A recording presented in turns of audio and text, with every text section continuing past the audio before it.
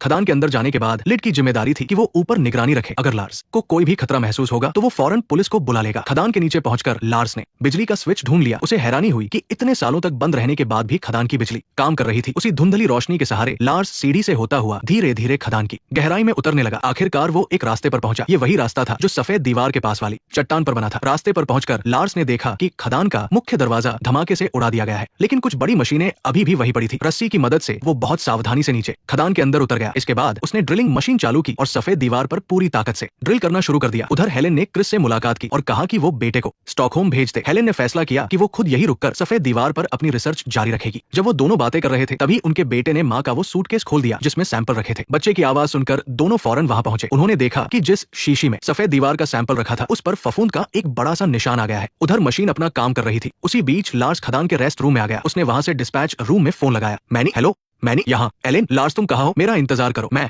तुम्हें ढूंढ लूंगी। क्या तुम एलेन के साथ हो? नहीं। क्या तुम उसे ढूंढ सकते हो? वो वहां नहीं है। तुम कहाँ हो? क्या तुम मेरी मदद कर सकते हो? एलेन को बता दो कि मैं ठीक हूँ। वो कहाँ है अभी? उसने अपनी बात पूरी भी नहीं की थी कि लार्स ने फोन काट दिया। इसके बाद मार्गो ने ये सारी बात आर्थर को बताई। खबर मिलते ही आर्थर अपनी गाड़ी लेकर खदान पर पहुंच गया। वहां का रास्ता टूटा हुआ देखकर वो हैरान रह गया। वो सोचने लगा कि आखिर लार्स अंदर कैसे गया होगा। वो अभी ये सोच ही रहा था कि तभी हेलेन ने मार्गो को फोन किया। जब उसे पता चला कि लार्स वापस खदान में गया है तो हेलेन ने सैंपल वाली बात विस्तार से बताई। उसने कहा, मुझे नहीं पता कि ये कैसे समझाऊं, लेकिन हमें पता चला है कि जिस डिब्बे में वो टुकड़ा रखा था उसमें कोई भी जैविक चीज नहीं थी, इसलिए ऐसा होना नामुमकिन है। अगर लार्स अभी वहां दीवार के साथ छेड़छाड़ कर रहा है तो उसे रोकना होगा। वो उसे छू नहीं सकता। क्या तुम मेरी बात समझ रहे हो? मैं समझ गया। फोन कटते ही मार्गो खुदाई करने वाली मशीन लेकर खदान के अंदर गया ताकि रास्ता खोलकर लार्स को बाहर निकाल सके। लेकिन इससे पहले कि वो रास्ता बना पाता, लार्स ने उस सफेद दीवार में छेद कर दिया था। उसने ड्रिल मशीन हटाई और टॉर्च की रोशनी में उस छेद के अंदर झांकने लगा, लेकिन उसे कुछ दिखाई नहीं दिया। बस अंदर से गड़गड़ाहट की आवाज आ रही थी। तभी उस छेद से धीरे धीरे एक अजीब सा लिक्विड बहने लगा। उसने उंगली से थोड़ा सा लिक्विड लेकर चखा, लेकिन उसका कोई खास स्वाद नहीं था। फिर उसने पानी की एक खाली बोतल उठाई और उसमें बचा हुआ पानी फेंक दिया। उसने बहुत सावधानी से बोतल का मुंह उस छेद के पास लगाया और